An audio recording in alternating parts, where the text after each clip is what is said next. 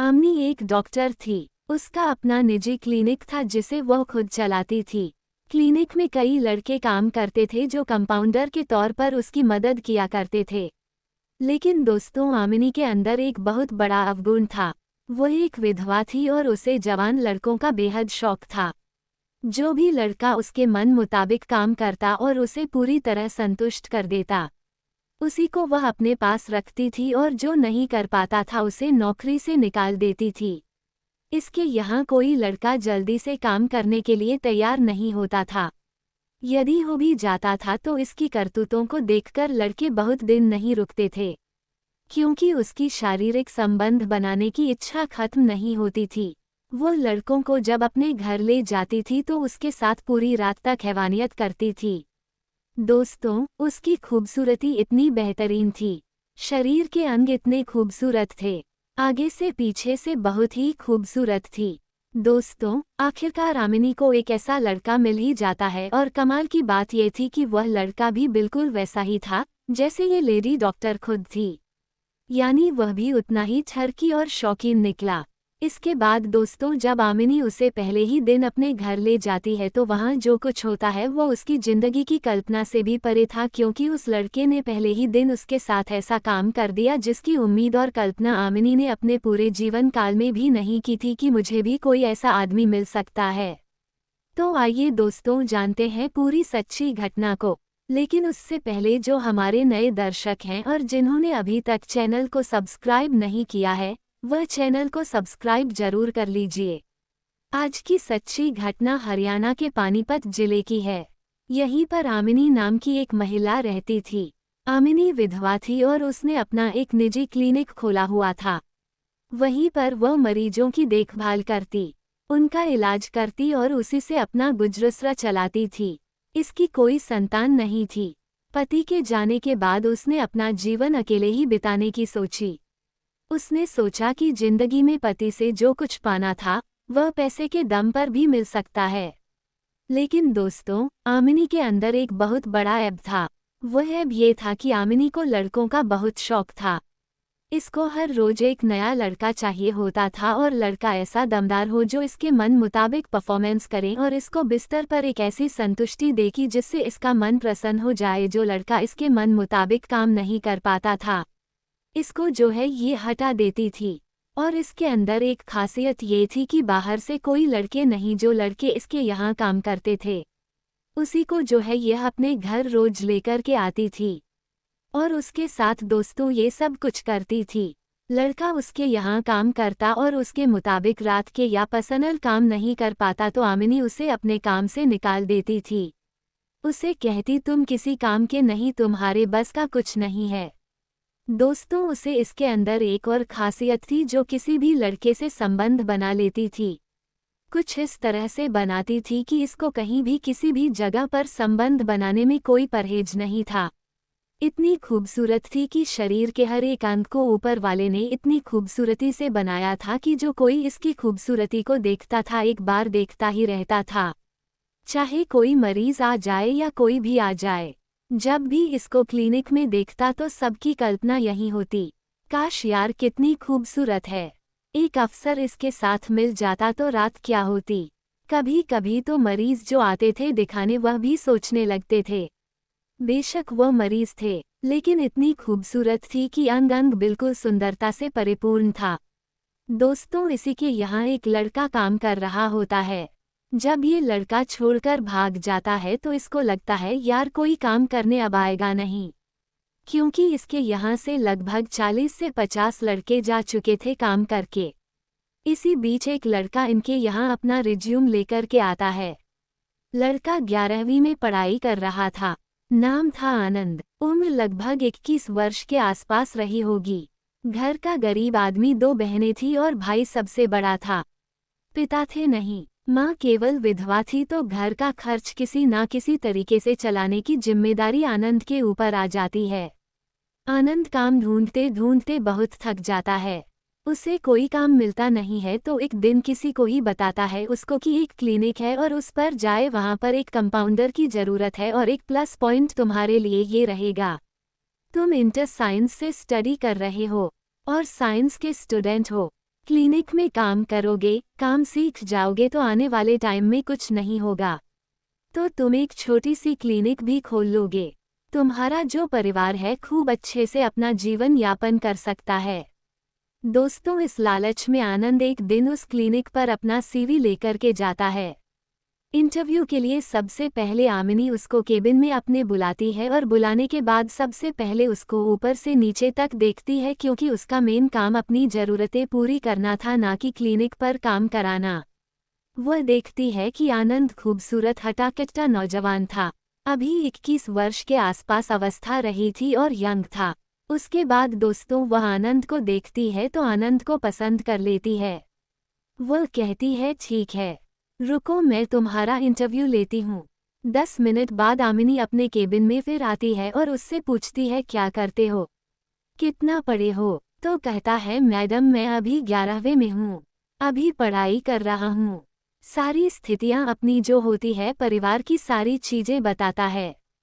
तो कहीं ना कहीं आमिनी के दिमाग में एक बात बैठ जाती है, इसको पैसे की सख्त ज़रूरत है और हो सकता है अगर यह मेरे काम में परफेक्ट हो गया तो इसका भी समय सुधर जाएगा और साथ ही साथ मेरा भी जो ज़रूरतें हैं वो पूरी होती रहेगी।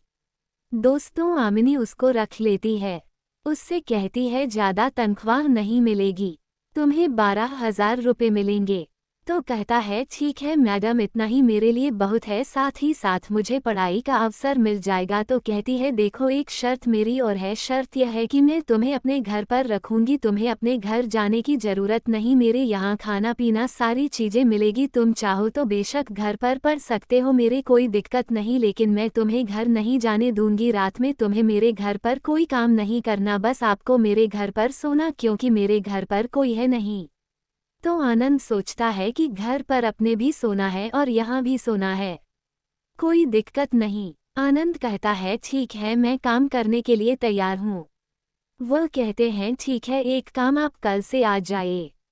आनंद हंसी खुशी चला जाता है, अपने घर पहुँचता है, सारे लोगों को बताता है कि मुझे नौकरी मिल गई है और अपने माँ से बताता है कि जिस क्लिनिक में मुझे काम मिला है मुझे वहीं रहना है और मैं बीच बीच में हफ्ते भर में आता रहूँगा किसी ना किसी दिन।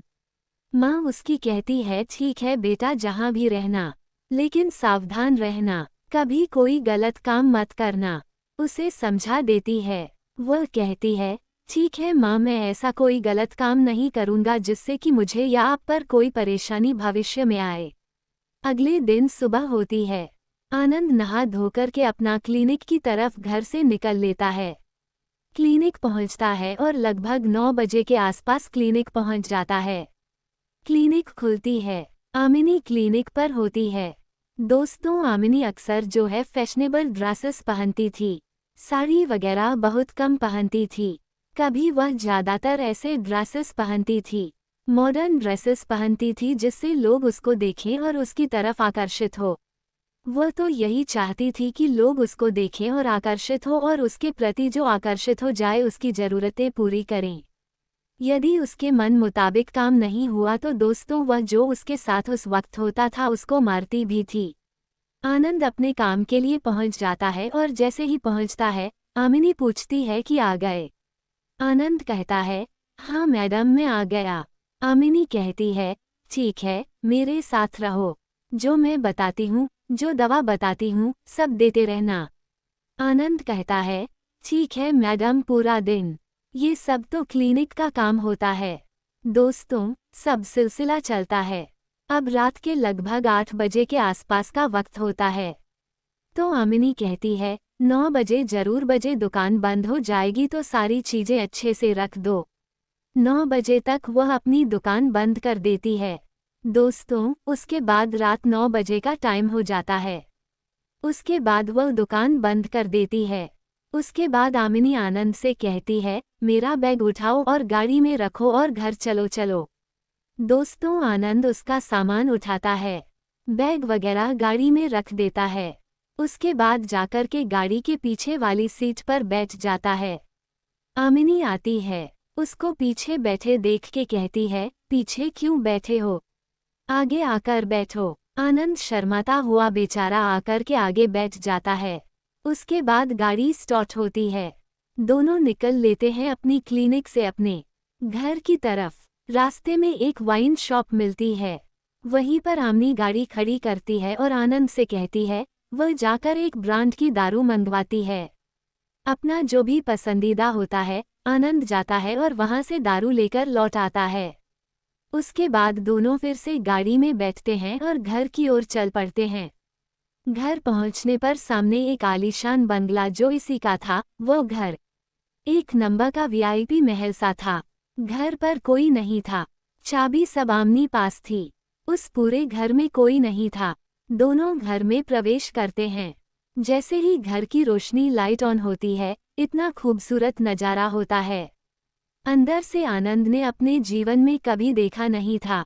वह देखता है तो दंग रह जाता है और आमिनी से पूछता है, मैडम आपका घर कितना खूबसूरत है और इतने बड़े घर में आप केवल अकेली रहती हैं। आमिनी कहती है, घर भी खूबसूरत है और क्या मैं खूबसूरत नहीं हूँ? मैडम आप तो घर से भी ज्यादा खूबसूरत हो। इतना वो सुनकर के कहीं ना कहीं आमिनी को बहुत अच्छा लगा। आनंद ने जो रियलिटी थी वो उसने कहा, वाकई वह बेहद खूबसूरत थी। कहीं ना कहीं आनंद उसकी खूबसूरती को पहले दिन से ही नज़र में रखने लगा, क्योंकि उसके शरीर का हर एक अंग इतना खूबसूरत था कि जो कोई देखता था उसका दीवाना हो जाता था। यहाँ तक कि जो पेशेंट उसके यहाँ इलाज कराने आते थे वे तक उसकी खूबसूरती को निहारने से चूकते नहीं थे। दोस्तों, उसके बाद लगभग 9:30 का वक्त होता है। आमिनी आनंद से कहती है, तुम सोफे पर बैठो। पूरे घर में बड़ी बड़ी फर्स्ट क्लास एसी लगी थी। वो एसी ऑन कर देती है और मुस्कुराते हुए कहती है, मैं ज़रा फ्रेश होकर आती हूँ। आनंद जवाब देता है, ठीक है मैडम। इसके बाद आमिनी बाथरूम में चली जाती है। नहाकर निकलती है तो उसने एक अजीब सा गाउन पहन रखा था। उसे देखकर आनंद की आंखें सचमुच चकाचौंध खा जाती है। वह सोचता है आमना मैडम अभी पूरी गाउन में थी और अपने बदन को पूरी तरह ढके हुई थी। अब उनके बदन को देखकर मैं खुद को संभाल नहीं पा रहा हूँ। मेरे अंदर की भावनाएं इतनी तेजी से उभर रही हैं कि आज मुझे यही लग रहा है कि यह मेरे जीवन का सबसे बड़ा मौका है। नौकरी रहे या ना रहे पर मैं अपनी पूरी ताकत लगाकर इन्हें खुश करने की कोशिश करूंगा।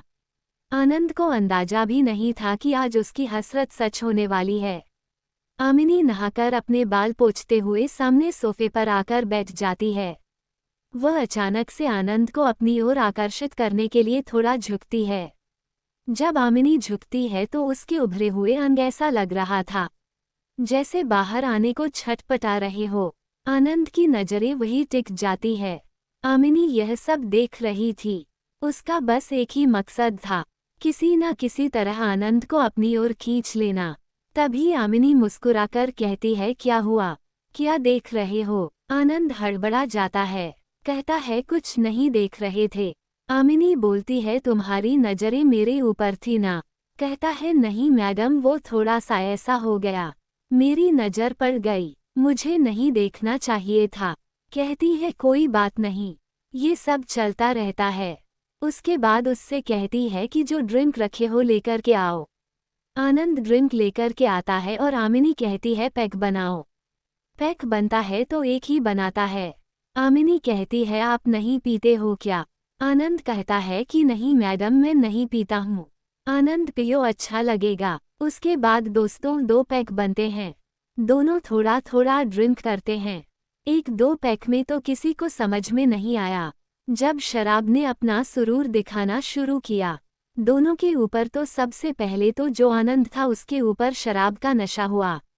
आनंद जब थोड़ा बहुत झिलमिलाने लगा तो कहीं ना कहीं जो आमनी थी उसको समझ में आ गया कि इसके ऊपर नशा हो रहा है। आमिनी ताबड़तोड़ 3-4 पैग ले लेती है। 15 मिनट बाद आमिनी को भी नशा हो जाता है। आमिनी भी झूमने लगती है। उसके बाद जाती है, अपना होम थिएटर ऑन कर देती है और ऑन करने के बाद खूब अच्छी तरीके से दोस्तों डांस करने लगती है।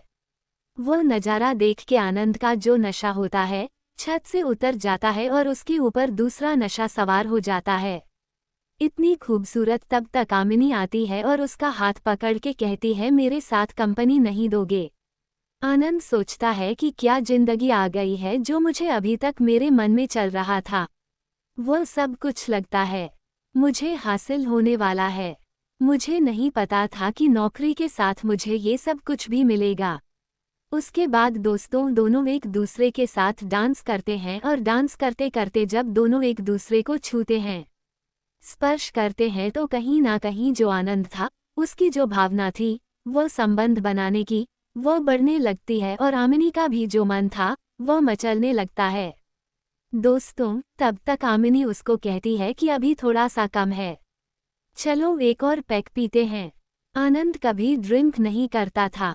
आनंद फिर हाँ कर देता है और जाता है, पैक बनाता है और दोनों फिर खूब जम करके ड्रिंक करते हैं। उसके बाद दोस्तों दोनों के ऊपर इतना नशा हो जाता है कि दोनों अपने होश खो बैठते हैं। उसके बाद आमिनी उसको कहती है कि अब और आगे का कुछ प्रोग्राम है। आनंद कहता है कि जो आपकी इच्छा, आज मैं तुम्हारा हूँ, जो तुम्हारी मर्जी हो कर सकती हो। आमिनी कहती है कि मैं तो यही तो चाहती हूँ कि जो कोई मेरे साथ रहे वह मेरा बनकर ना रहे, वरना मैं उसकी बनकर रहूंगी। हम दोनों लोग आज़ाद रहें और आज़ादी से जिंदगी जिए और कोई किसी काम के लिए टोके ना, जो जैसा चाहे वैसा काम करें एक दूसरे के साथ, जिससे कि मन को एक ऐसी शांति मिले जो कि तन मन को पूरा ठंडक पहुंचा दे। दोस्तों आमिनी उसको सिगरेट अपने बेडरूम में लेकर जाती है और अंदर से बेडरूम का दरवाजा बंद कर देती है। ऐसी बड़ी चल रही होती है। पूरा कमरा ठंडा था। जैसे ही आमिनी अपने कमरे में पहुंचती है तब आनंद से कहती है, अब तुम किस बात का इंतजार कर रहे हो? क्या तुम्हें अलग से कहना पड़ेगा? दोस्तों तब तक आमिनी खुद जो है सामने आती है और उसके सारे कपड़े हटा देती है। तो नज़ारा इतना अद्भुत था और इतना भयानक था। जो लड़का आज पहले दिन नौकरी पर आया था, उसे इस बात का आभास पहले से बिल्कुल नहीं था कि नौकरी के साथ मुझे उसे ये सब कुछ भी मिलेगा। दोस्तों अंदर से आनंद भी उत्साहित हो जाता है, लेकिन अंदर ही अंदर डरने लगता है। जब आमिनी उसको इशारे करती है अपनी तरफ बुलाने की तो कहता है कि मैडम एक बात मैं कहना चाहता हूँ। कहती है कि बोलो। आनंद कहता है कि ऐसा ना हो कि आज ये सब कुछ हो जाए और कल आप मुझे काम से निकाल दो।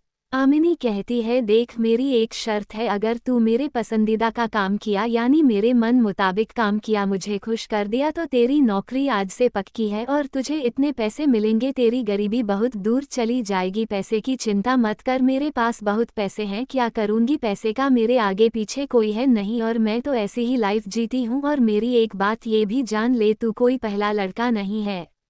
मेरा कम से कम 200 लड़के आए और काम किए जो काम करके भाग गए। मैं सबके साथ ऐसा करती हूँ, जो मुझे नहीं खुश कर पाता मैं उसे भगा देती हूँ।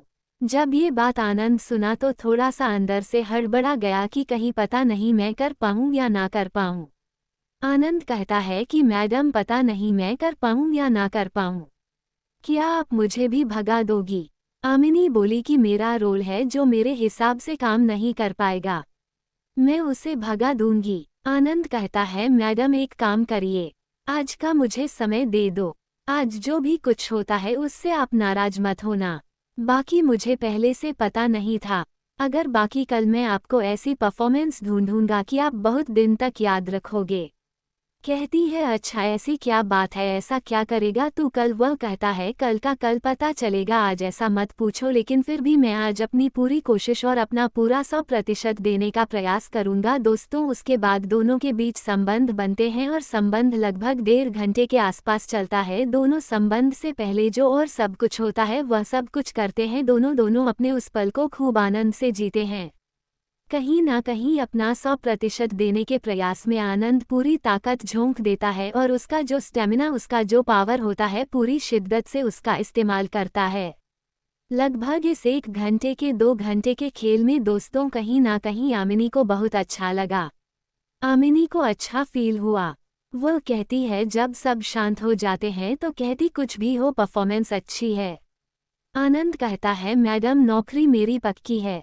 आमिनी कहती है, आज तूने कल के बारे में बोला है, अगर कल की परफॉर्मेंस तुम्हारी बहुत अच्छी गई तो तेरी नौकरी पक्की है और तेरा जीवन भी मैं सुधार दूंगी, वह मेरे ऊपर छोड़ दे। दोस्तों उस रात यह सिलसिला कई बार चलता है। सब खाना पीना खा के अपने बिस्तर पर एक ही बिस्तर पर दोनों पड़े रहते हैं। अगले दिन सुबह होती है। दोनों हंसी खुशी नहा धोकर ऑफिस जाते हैं। कार में बैठकर के जाते हैं। अब जो आमिनी अभी तक उसकी मैडम थी, अब दोनों गर्लफ्रेंड बॉयफ्रेंड तरीके से हो जाते हैं। वो कभी आमिनी के यहाँ छूता तो वो उसके वहाँ छूती। यह आम बात हो गई थी गाड़ी में। उसके बाद दोनों ऑफिस पहुँचते हैं, लेकिन ऑफिस में कोई ऐसी बात नहीं। ऑफिस में एक नौकर एक मालिक की हैसियत से रहते हैं। अगले दिन दोस्तों शाम होती है। क्लिनिक बंद होने के 1 घंटे पहले ये जो आनंद था, उससे कहता है कि मैडम मुझे 15 मिनट का समय दो, उसके बाद मैं आता हूँ। कल मैंने आपसे जो कहा था वह भी तो वादा पूरा करना है। आमिनी कहती है हाँ वह तो मैं भूल गई थी। क्या कहीं जाना है क्या? आनंद कहता है हाँ थोड़ा सा काम है। कहती है ठीक है जा। दोस्तों आनंद क्लिनिक से निकलता है और एक रिक्शा पकड़ता है। कुछ दूर जाता है और जाने के बाद एक दुकान पर पहुंचता है। मेडिकल स्टोर पर वहां से कुछ दवा लेता है और दवा लेने के बाद दोस्तों वापस आ जाता है। आने के बाद आमिनी उससे पूछती है काम हो गया तुम्हारा? आनंद कहता है हाँ मेरा काम तो हो गया, बस आपका काम बाकी है और ईश्वर चाहेगा तो आज आपको काम में बहुत मजा आएगा। उसके बाद दोस्तों क्लिनिक बंद हो जाता है। 9 बजे का समय। क्लिनिक बंद होने के बाद वही रूटीन रास्ते में ड्रिंक लेना। उसके बाद दोनों घर पहुंचते हैं, जो डेली का रूटीन होता है। नहा धोकर के ड्रिंक वगैरह पीना। वह साउंड सिस्टम यानी संगीत सुनने की शौकीन थी और ऐसे ही संगीत सुनती थी। आज भी वैसे ही सुना। सेम वही प्रक्रिया चलती रहे। उसके बाद समय आ जाता है दोनों के बीच नज़दीकी यानी वही पल एक दूसरे के साथ बिताने का। तभी आनंद कहता है कि मैडम मुझे आधे घंटे का और समय दो। आनंद कुछ टैबलेट निकालता है और चुपके चुपके से जो है खा लेता है और खाने के बाद उससे कहता है कि आज मैं ड्रिंक नहीं करूँगा। तो कहती है क्यों? आनंद कहता है नहीं आज मुझे ड्रिंक नहीं करना है, आप अकेले करिए, बाकी मजा देने की गारंटी मेरी पूरी है। दोस्तों उसके बाद आनंद टेबलेट्स निकालता है और खा लेता है। खाने के बाद जब दोनों के बीच संबंध बनने की स्थिति आती है तो आनंद कहता है कि आज मेरी एक शर्त और है। आमिनी कहती है क्या? आनंद कहता है कि आज मैं जहाँ जैसा चाहूँगा वैसा सब कुछ करूँगा, किसी चीज़ के लिए मना नहीं करोगे? आमिनी कहती है कि मैं कब मना कर रही हूँ, मैं तो पहले से तुमसे बोल करके रखा है, मैं हर चीज़ की शौकीन हूँ, कहीं भी कुछ भी करो। उसके बाद दोस्तों आनंद धीरे धीरे करके जब तैयार हो जाता है पूर्ण तरीके से और पूरे जोश में आ जाता है, उसके बाद इसके साथ शुरू होता है एक ऐसा खेल। और जब ये खेल शुरू होता है तो लगभग 10 मिनट तक तो कुछ नहीं होता है, लेकिन 10 मिनट के बाद जब आनंद अपने फुल जोश में आता है और उसके बाद दोस्तों आमिनी के मुख से एक ऐसी आवाज़ निकलने लगती है जो आमिनी आज तक कभी कभी सोची नहीं थी, ना उसके मुंह से कभी निकली थी, लेकिन वह था कि उसे छोड़ने के लिए तैयार नहीं था। बोला कि आज मैं नहीं छोड़ूंगा क्योंकि मेरी जिंदगी का सवाल है और तुम मुझे नौकरी से निकाल दोगी, ऐसा मैं होने नहीं दूंगा। दोस्तों 1 घंटे तक वह पता नहीं कौन सी टैबलेट खा के आया था। 1 घंटे तक इसके साथ यह खेल खेलता रहता है। आमिनी जो बड़ी ई के कमरे में थी, उसके बदन पर इतने पसीने हो गए थे, ऐसे लग रहा था जैसे नहा करके आए हो, और वह बार बार उसको झटक रही थी, पीछे धकेल रही थी और चिल्लाए जा रही थी और यह हवा की तरह उसके साथ यह सब कुछ करते करते दोस्तों जब दोनों शांत होते हैं, आमिनी मानो बेसुसी बिस्तर पर पड़ जाती है और ये थक हार करके ये भी बिस्तर पर लेट जाता है। लगभग 1 घंटे बाद जब दोनों थोड़ा सा शांत होते हैं, थोड़ा सा शरीर में चैतन्यता आती है, तो आमिनी कहती है कि एक बात बता, तू आज क्या लेकर के आया था? तू तो पूरा राक्षस बन गया था। मेरी जिंदगी में बहुत सारे लड़के आए और कल तूने ऐसी कोई हरकत नहीं करी, आज तूने क्या किया ये बता मुझे। बोला कुछ नहीं, कल मैं तैयार नहीं हुआ था, मुझे कुछ जानकारी नहीं थी कि आप मेरे साथ ऐसा भी कुछ करोगी और मुझे ऐसा कुछ करना पड़ेगा, नहीं तो मैं कल ही आपके साथ ऐसी परफॉर्मेंस देता जैसा आज मैं दिया हूँ। आपको परफॉर्मेंस कैसी लगी? आमिनी कहती है कि कुछ भी हो यार, तूने तो रुला दिया, आज तक कोई मर्द मुझे रुला नहीं पाया। तू पहला मर्द है, कुछ बात तो है रे तेरे अंदर। आमिनी उसकी दीवानी हो जाती है दोस्तों। उसके बाद यहीं से इनका सिलसिला चलने लगता है। आमिनी उसके ऊपर प्रसन्न हो जाती है और रोज का एक कंटिन्यू का काम हो जाता है। रोज आमिनी उससे बहुत प्रसन्न रहती है। दोस्तों लगभग 2 महीने के आसपास ये खेल चलता है। आमिनी प्रसन्न हो जाती है, इसको खूब पैसे देती है। अब पता नहीं कब आनंद को आमिनी से प्यार हो जाता है। एक दिन दोनों बिस्तर पर थे, तभी आनंद आमिनी से कहता है कि मैं सच बताओ, मैं तुमसे प्यार करने लगा हूँ। बेशक तुम उम्र में मुझसे 12 साल के आसपास बड़ी हो, लेकिन मुझे लगता है कि मुझे आपसे शादी कर लेना चाहिए। दोस्तों आमिनी जब ये बात सुनती है तो कहीं ना कहीं जो आमिनी थी आनंद के काम से बहुत संतुष्ट थी। उसको इसके अलावा और चाहिए क्या था। उसके आगे पीछे कोई नहीं था, ना पति था ना संतान थी। पूरी की पूरी प्रॉपर्टी किसी काम की नहीं थी। वह ऐशो आराम की जिंदगी जी रही थी। वह सोची कि चलो अगर यह सब कुछ कर ही रहा है तो जो है उसके साथ शादी करने में क्या बुराई हो। फिलहाल वह कोई उत्तर प्रत्युत्तर तत्काल में नहीं करती, लेकिन ये बात अपने मन में सोच रही होती है। उसके बाद ये लगभग 1 हफ्ते बाद आनंद से कहती है कि एक काम कर, तू अपना आधार कार्ड दे। आमिनी उसका आधार कार्ड लेती है। उसके बाद ये पहुंच जाती है कोर्ट में और कोर्ट में जाकर के एक वकील से मिलती है और उससे सारी बात बताती है कि मुझे लव मैरिज करनी है, कोर्ट मैरिज करनी है। वकील सारा कागज पत्र तैयार करता है। कहती है कि ठीक है, मैं कल जिसके साथ करना है उसको लेकर के आऊँगा। फोटो वगैरह जो कुछ होगी सब आपको मिल जाएगी। उसके बाद दोस्तों शाम का टाइम होता है। दोनों के साथ वही काम क्रीडा का खेल चल रहा होता है। तभी आमिनी कहती है तुझे मैं एक सरप्राइज देना चाहती हूँ। आनंद कहता है वो कौन सी सरप्राइज है। आमिनी कहती है कि कल तू मेरे साथ चल तो तेरे को बताती हूँ।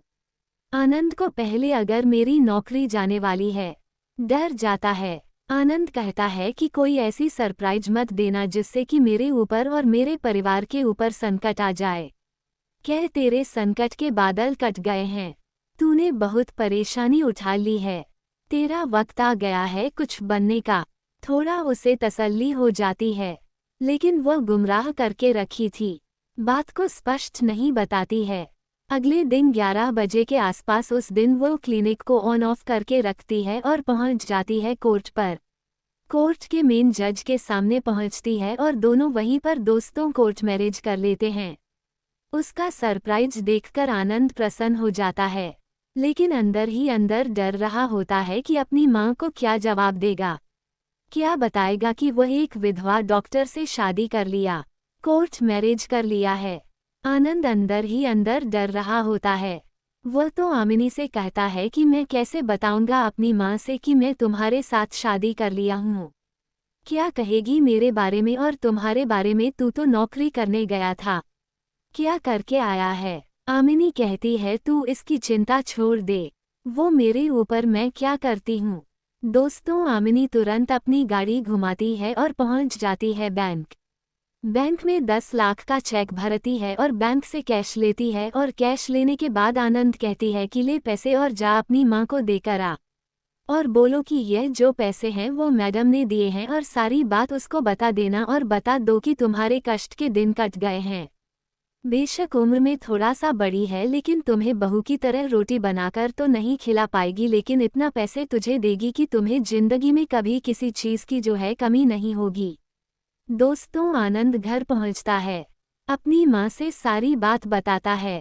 पहली माँ तो उसकी बहुत भड़क जाती है, लेकिन जब आनंद उसे जो है 10 लाख निकाल करके देखता है वह प्रसन्न हो जाती है, क्योंकि गरीब थे, परिवार में कभी इतनी मोटी रकम उसने कभी देखी नहीं थी और एक साथ इतनी बड़ी रकम देखी। उसे लगा कि चलो जिंदगी में जो कुछ होता है अच्छा ही होता है। इसके साथ वैसे भी पता नहीं कोई शादी करता कि नहीं करता। जो कुछ किया सब अच्छा किया, लेकिन उसको सचेत करती है कि जो भी करना सावधान से करना, सतर्कता से करना। समय खराब है, कब उसकी नीयत बदल जाए, उसकी मानसिकता बदल जाए, कुछ भी हो सकता है। आनंद कहता है कि मैं इतना बेवकूफ़ नहीं हूँ, कोर्ट मैरिज किया हूँ और कोई ऐसी वैसी शादी नहीं किया हूँ। वो भी नहीं मुकर सकती है और मैं अपने दिमाग से सब कुछ धीरे धीरे हैंडल कर लूँगा। उसके लिए आप परेशान ना हो। उसके बाद दोस्तों, आनंद और आमनी साथ रहने लगते हैं। दोस्तों, इस घटना को सुनने का मेरा मकसद किसी का दिल दुखाना नहीं है, ना ही किसी का दिल को आहत करना है। बस आपको सचेत करना है। दोस्तों, अगर आपको ये कहानी पसंद आई हो तो वीडियो को लाइक करें, कमेंट करें और अपने दोस्तों के साथ शेयर करें। अगर आपने हमारे चैनल में पहली बार आए हैं तो चैनल को सब्सक्राइब जरूर करें।